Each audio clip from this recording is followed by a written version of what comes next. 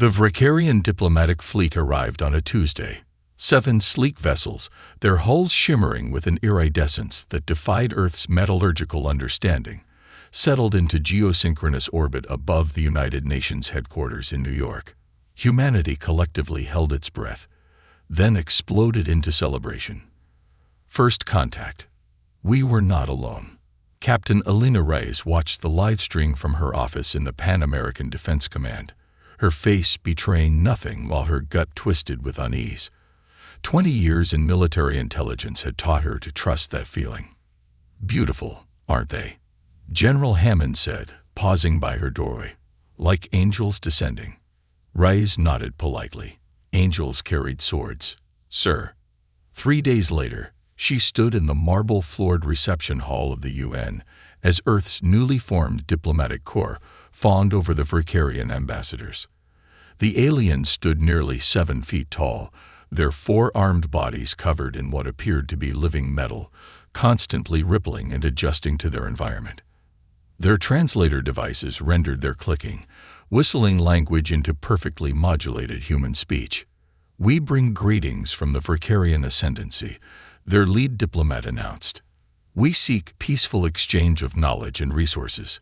Reyes, assigned as security liaison, noted how their compound eyes lingered on the marble floors, the metal fixtures, how they requested tours of the Greenland ice sheet, the Congo Basin, the Australian mineral deposits. Never cultural centers, never historical sites. During the third state dinner, she positioned herself behind Ambassador Cliver, the Vricarian who seemed most interested in Earth's water reserves. The alien's translator device malfunctioned briefly as he spoke to a colleague, the audio cutting in and out. Reyes caught fragments. Primary resource guardians, surprisingly docile. Processing scheduled after initial survey.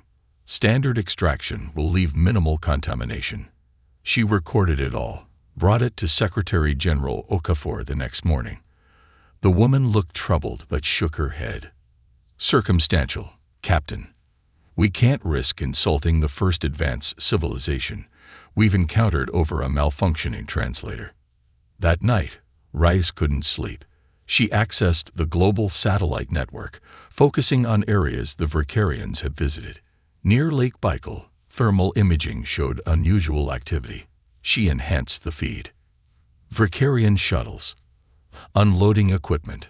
Drilling equipment. She was still compiling evidence when the proximity alarms blared across every defense installation on Earth. The diplomatic fleet had multiplied. 50 ships, then 100, then 500, emerging from faster-than-light travel points throughout the solar system. The Vricarian ambassador's face appeared on every communication channel worldwide. People of Earth, your resources have been designated for harvesting by the Vricarian Empire.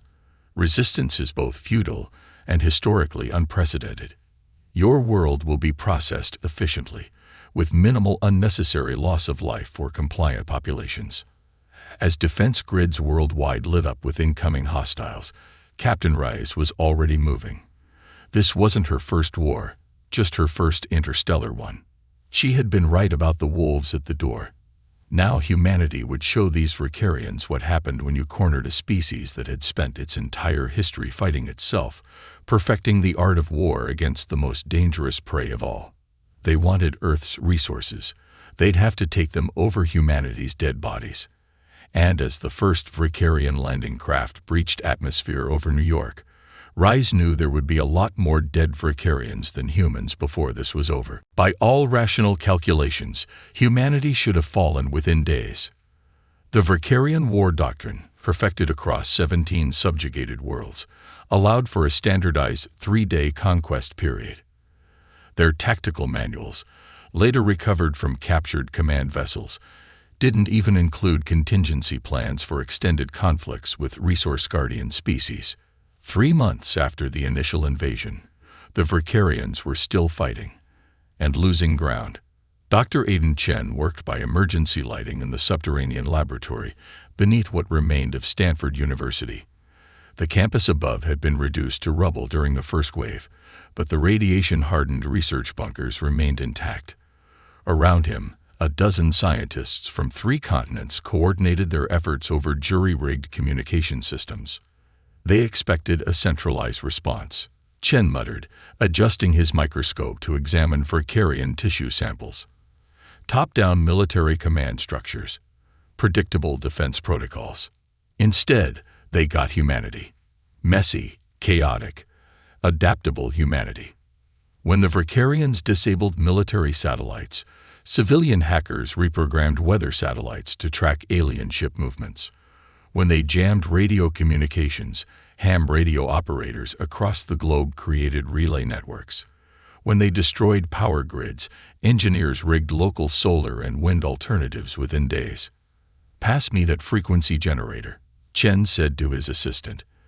The Verkarian tissue sample had shown unusual reactions to certain wavelengths during their tests. This would be the 14th attempt today. He activated the emitter. Nothing.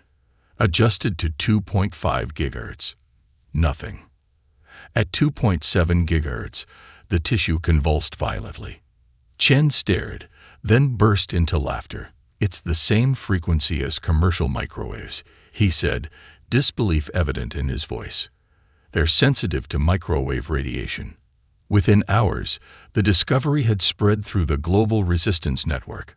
Within days, makeshift weapons had been constructed from salvaged microwave components. When a Verkarian patrol in Seattle encountered the first microwave emitter rifle, their combat armor, impervious to conventional weapons, provided no protection as they collapsed in seizures. The turning point came at Johannesburg. The Verkarian mothership hovered over the city's remains, massive extraction equipment draining the underground aquifer, while fighter craft patrolled the perimeter. They detected no significant human heat signatures, no substantial threat. They didn't notice the thousands of civilians who had spent weeks digging tunnel networks, approaching from below. They didn't register the convoy of trucks that had transported modified industrial microwave emitters from a repurposed manufacturing plant in Pretoria. The attack began during refueling operations, when the mothership's energy shields were temporarily lowered. Hundreds of microwave emitters activated simultaneously, targeted at the exposed Verkarian engineering crews. The resulting cascading failures reached the antimatter containment field. The explosion transformed night into day across 3 provinces. The electromagnetic pulse disabled every Verkarian craft within 500 miles. By morning, resistance fighters had captured their first intact Verkarian vessels. By evening, human pilots were learning to fly them. In orbit, the Verkarian fleet commander ordered a tactical retreat from the African theater, the first such order issued in 8 centuries of imperial conquest. "Implement adaptive protocols," he commanded. "These humans are not behaving according to conquest models." His subordinates' response would soon become famous in human military academies. "Great progenitors save us, Commander. They're not even behaving according to their own historical patterns. They're improvising." The Australian outback had never been intended as humanity's salvation. Hundreds of miles from the nearest city, surrounded by red dust and twisted wreckage of Verkarian ships, Professor Kamala Sharma wiped sweat from her brow and studied the alien engine core. Around her, a collection of hangars and bunkers housed what might be humanity's most eclectic research team. "The arrogance is almost beautiful," she muttered, tracing a finger along symbols etched into the propulsion system's control interface. They never even considered we might understand their technology. The Verkarians had good reason for their confidence. Their civilization had spent millennia refining technologies that humanity had only theorized about. What they hadn't counted on was that being behind gave humans a unique advantage. They recognized principles that the Verkarians took for granted. Professor, called Lin Wei, quantum physicist formerly of Beijing University. "We've mapped the FTL field equations. They're remarkably similar to Dr. Hernandez's theoretical work from 2129. Sharma nodded.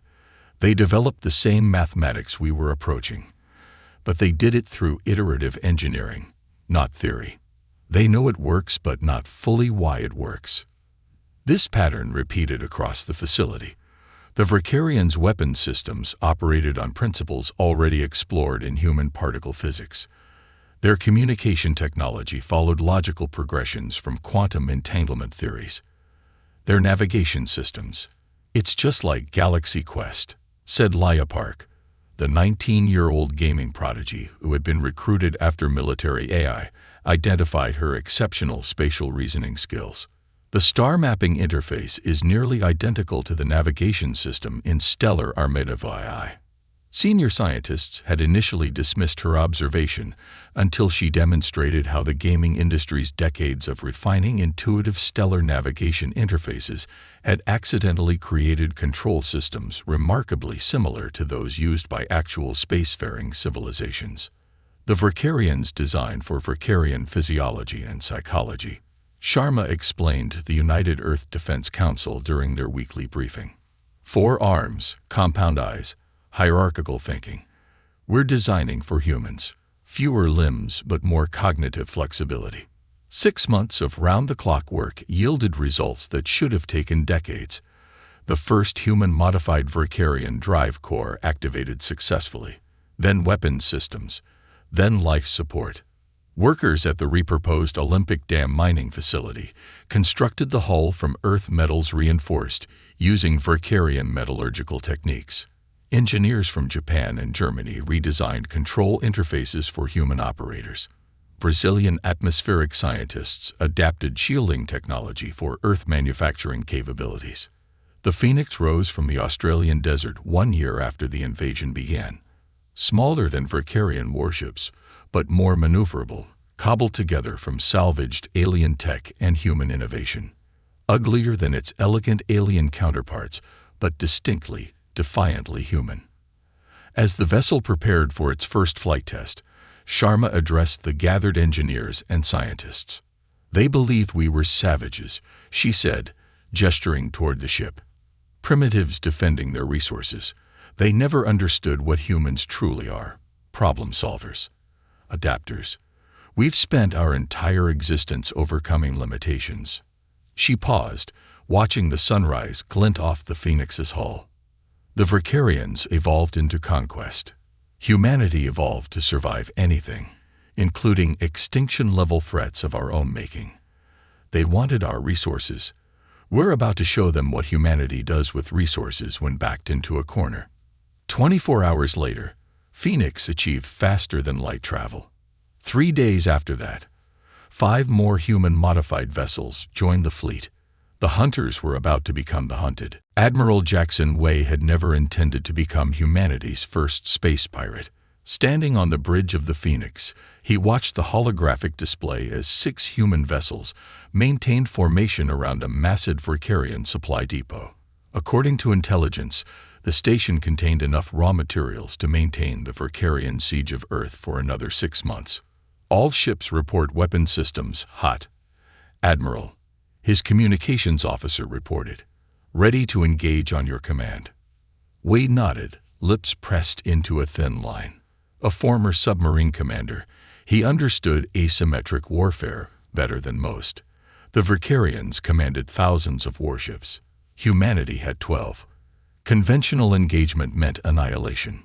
So they had become unconventional. "Execute Operation Mongoose," he ordered. The human fleet dispersed with practiced precision, each vessel targeting pre-assigned vulnerabilities in the depot's structure. Phoenix accelerated toward the station's fuel reserves, particle cannons puncturing storage tanks with surgical accuracy. The reverse-engineered Vicarian weapons, modified by Dr. Chen's team to emit disruptive microwave pulses alongside conventional energy discharge, tore through shields calibrated against standard Imperial weaponry. Alarms blared as the station's automated defenses activated. Too late. The human vessels had already begun their second attack run. "They're deploying fighters," reported Lieutenant Commander Okoro from Tactical. 6 squadrons. Wei allowed himself a thin smile. Exactly as predicted. Execute Phase 2. The Phoenix and her sister ship Chimera suddenly broke formation, accelerating toward the incoming fighters at speeds that would have liquefied a human crew without the inertial dampening systems Professor Sharma had improved beyond Verkarian specifications.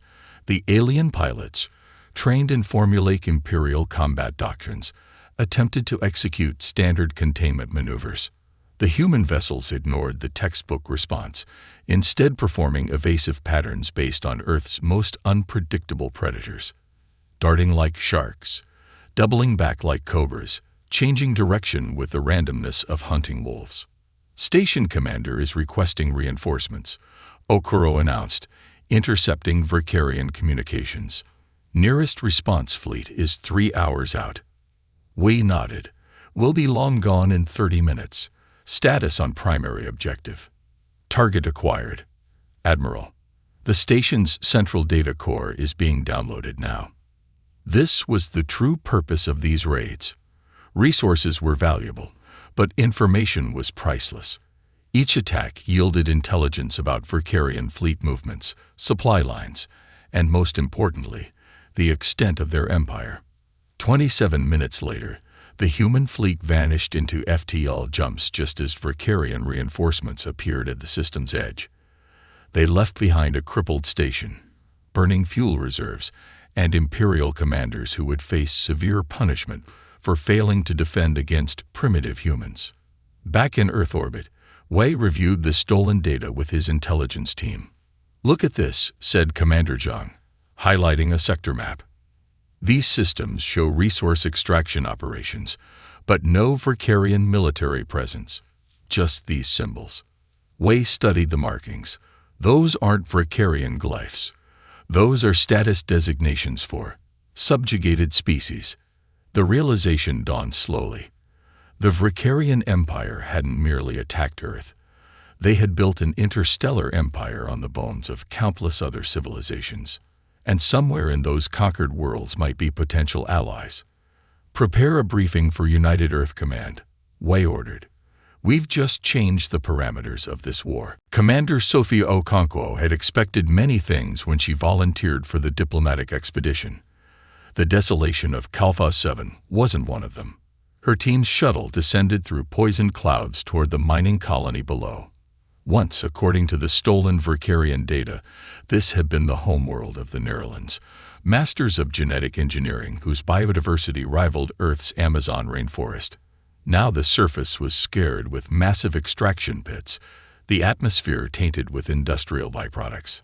"Life signs ahead," reported her pilot, consistent with non-Verkarian physiology. The shuttle landed on a cracked landing pad. Okonkwo straightened her uniform and prepared to make first contact with humanity's first potential ally. The airlock cycled, revealing 3 tall, slender beings with iridescent skin that had dulled to a sickly gray.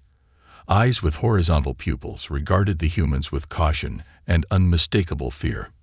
"We bring greetings from Earth," Okonkwo said, her translator converting her words to the clicking language identified in Verkarian prisoner interrogations. "We fight the Verkarian Empire and seek alliance." The tallest Nerelan trembled visibly. "You fight the Empire? Impossible." Okonkwo activated a holographic projector showing footage of the Phoenix destroying a Verkarian cruiser. "Not impossible. We've driven them from our system. Now we seek others who would reclaim their freedom." Hope, that dangerous and beautiful emotion, flickered across alien faces. The Netherlands were only the beginning. In the asteroid colonies of the Zithri dispersion, Okonkwo's team found mathematical geniuses enslaved to calculate FTL trajectories for Imperial ships. The Zithri, crystalline beings who communicated through light patterns, had been reduced to living computers. "Your species fights directly." Their elder pulsed in glowing patterns. "We were conquered because we cannot. But our minds remain ours." The Zithri promised algorithms that could predict Verkarian fleet movements with near-perfect accuracy. Centuries of calculating their masters' navigational paths had revealed patterns the Verkarians themselves didn't recognize. But it was the Cavalieri who transformed the coalition from resistance to genuine threat. Found maintaining orbital shipyards around a dying star, the insectoid species had once been the galaxy's premier shipbuilders. The Verkarians had exterminated 90% of their population, leaving just enough alive to maintain production under threat of extinction. They keep us breathing to build their vessels. The cavallari speaker chittered, multiple limbs moving in agitation. Our creations harvest worlds. Build for us instead, Okonkwo proposed. Ships designed specifically to exploit Vricarian weaknesses. The Hive speaker's compound eyes gleamed. We have waited 3 generations for this opportunity. Within months, the colloquially named Alliance of the Damned had transformed the war. Narration geneticists provided biological countermeasures to Vricarian weapons and environmental adaptations that allowed coalition forces to operate in hostile atmospheres. Zithri mathematicians predicted Imperial fleet movements with 98% accuracy, allowing human ships to strike where defenses were weakest. Cavallari shipyards produced vessels that combined the best aspects of all ally technologies. Reporting back to Admiral Wei via quantum-entangled communicator, Okonkwo couldn't keep the fierce pride from her voice. Sir, the coalition is operational. We have ships, intelligence, and most importantly, purpose. These species have endured centuries of oppression. Now they have hope. Wei's holographic image nodded solemnly. The Empire built itself by breaking others. They never considered what would happen if those broken pieces came together. There's more, sir, Okonkwo added. The Zithri have identified a vulnerability, a path to Vrikar Prime itself. Field Marshal Hikaru Tanaka had spent his entire military career avoiding unnecessary risks. Yet here he stood, proposing the most audacious military operation in human history to the Coalition War Council. The Zithri calculations are definitive, he explained, gesturing to the holographic display showing the Vricarian home system. In 17 Earth days, a rare stellar alignment will create a gravitational corridor that temporarily blinds the Empire's early warning network. We can approach Vrikar Prime undetected. Representatives from 7 formerly subjugated species shifted uncomfortably in their environmentally customized seats. The Narration ambassador, her skin now healthier since receiving medical aid from Earth, spoke first. Even if we reach the homeworld, the planetary defenses are formidable. The Empire has never been attacked at its core. Tanaka nodded, which is precisely why it's vulnerable. According to intelligence from our latest raids, Emperor Zorek has redirected defensive assets to protect resource-rich systems from our attacks. The homeworld garrison operates at 60% capacity. The plan was intricate, leveraging each coalition species' strengths. Narration geneticists had engineered a non-lethal biological agent that temporarily disrupted Vricarian neural pathways, specifically targeting their communication centers.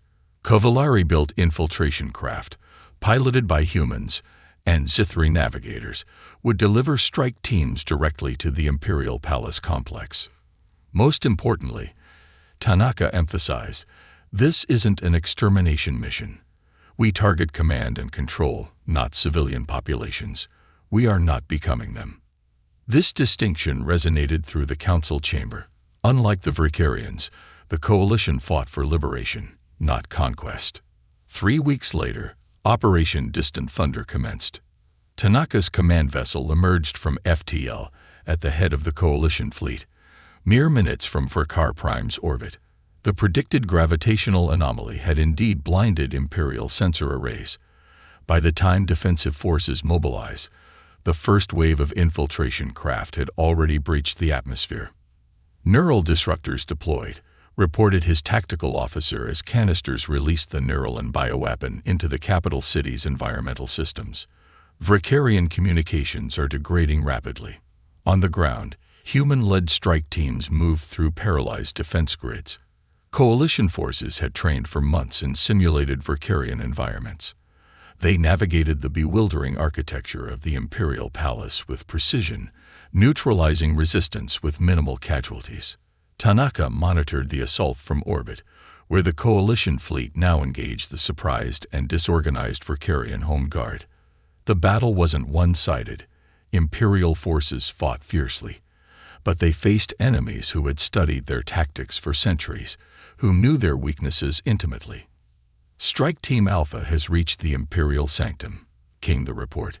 Emperor Zorak is cornered. Live feeds from ground team cameras broadcast across the galaxy showed coalition forces breaching the ornate central chamber, where Verkarian emperors had ordered the subjugation of countless worlds.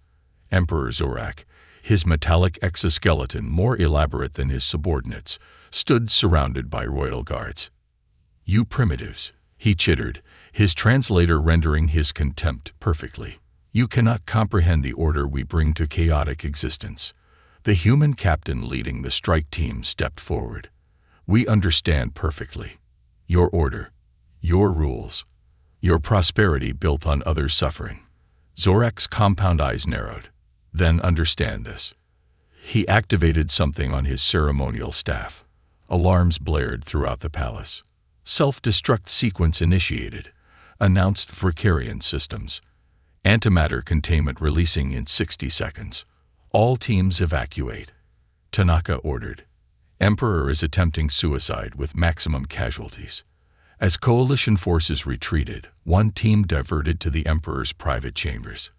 They had only seconds, but that was enough to secure what intelligence suggested was the most valuable target of all. Zorak's personal data archives, the unfiltered records of an empire built on genocide. The palace erupted in blinding light as the coalition ships jumped to safety. A Pyrrhic victory for Zorak, perhaps, but the data extracted would change everything. The Emperor's archives changed everything. Captain Alina Reyes, now Ambassador Reyes, sat in stunned silence as the coalition's analysis team presented their findings to the assembled leadership. The holographic displays showed star system after star system, each marked with clinical Verkarian data on exterminated civilizations. 23 species completely eradicated, stated the Zithri analyst, her crystalline form pulsing with subdued light patterns. Hundreds more subjugated or technologically regressed. The Empire has been executing this protocol for over 2,000 years. But it was the economic data that provided the true revelation and the opportunity. "They're resource addicts," Rise observed, studying consumption patterns. "Their entire civilization is built on continual expansion and extraction." The Neuralin geneticist nodded. "Their evolutionary history explains much. They evolved on a resource-poor world, developed space travel early out of necessity, and never developed efficiency technologies. Their biology is intertwined with their conquest imperative. What had begun as a defense of Earth had become something much larger, the potential liberation of an entire sector of the galaxy. With Emperor Zorak's death, the monolithic Verkarian command structure had fractured. Regional governors and fleet commanders, accustomed to rigid hierarchical control, found themselves making independent decisions for the first time in generations. The coalition exploited this chaos methodically. Admiral Wei's fleets systematically targeted supply lines between Verkarian-controlled worlds. Commander Okonkwo's diplomatic teams contacted subjugated planets, offering alliance instead of servitude. Professor Sharma's engineering corps helped native populations sabotage extraction equipment, turning the Empire's own technology against it. Imperial response times are increasing exponentially, reported the Cavalieri tactical officer, compound eyes scanning multiple data feeds. Their command structure is fragmenting into territorial conflicts. Resource shortages are affecting fleet operations in 17 sectors. 3 months after Operation Distant Thunder, the coalition received unexpected intelligence, coordinates for a supposedly secret location called Elysium, transmitted by a Verkarian defector. What they found there demolished any remaining sympathy for the Empire. A verdant moon, environmentally engineered to paradise specifications, housed thousands of Verkarian elites who had fled the homeworld after the attack. They had brought with them stockpiles of resources stripped from dying worlds, water from drought-stricken planets, rare minerals from strip-mined colonies, artwork from extinct civilizations. The coalition forces secured the moon with minimal resistance. The Verkarian nobility, having never personally faced conflict, surrendered immediately. Ambassador Reyes walked among the captured elites, their normally imposing frames diminished by fear. She stopped before one who wore ornate decorations indicating high imperial rank. "You expect extermination," she stated, not a question but an observation. The Vricarian's translator rendered a clicking affirmative. "It is what we would do." Reyes nodded.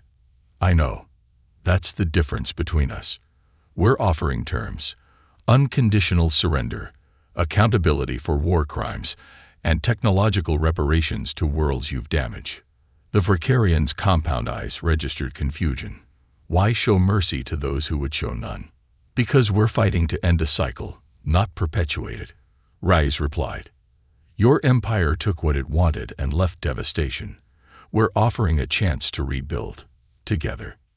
News of the coalition's terms spread through imperial communication channels.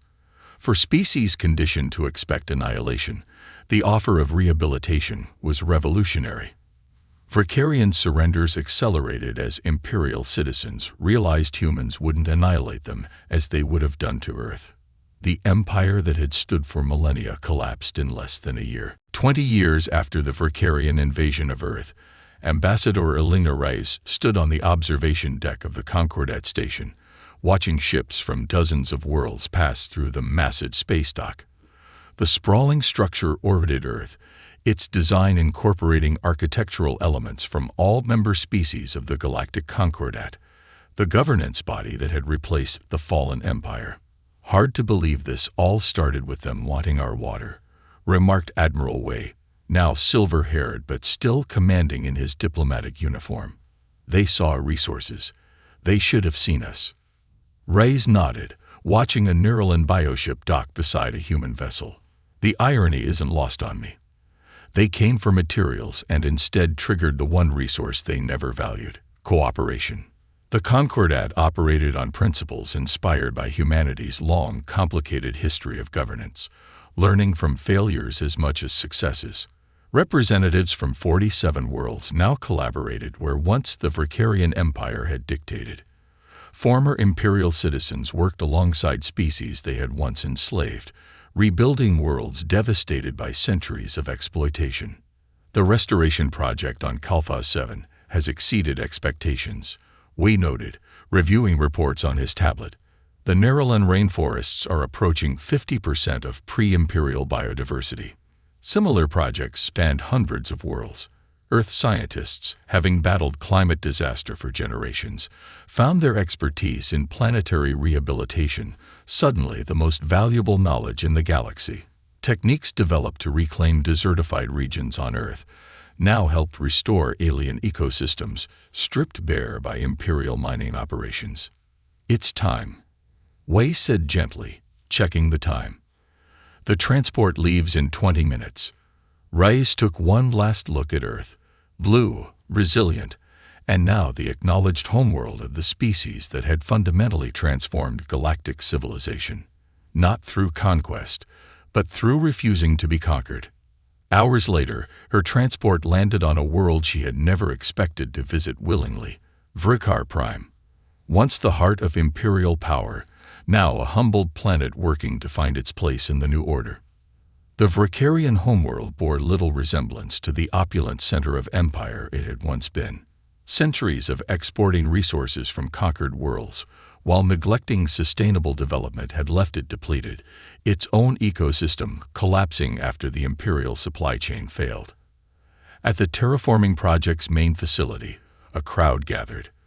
Vricarians standing alongside humans and representatives from former subjugated worlds.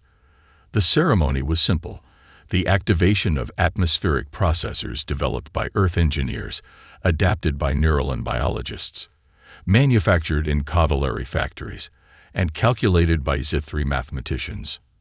As the machinery hummed to life, beginning the decades-long process of rehabilitation, Reyes approached the prepared ground. In her hands, she carried an oak seedling grown from a tree that had survived the Battle of Stanford University during the initial invasion. "The circle completes," she said, addressing the gathered crowd. "You came for our resources. We took your homeworlds. But unlike the Empire, we return what we take." She planted the seedling in Vricarian soil.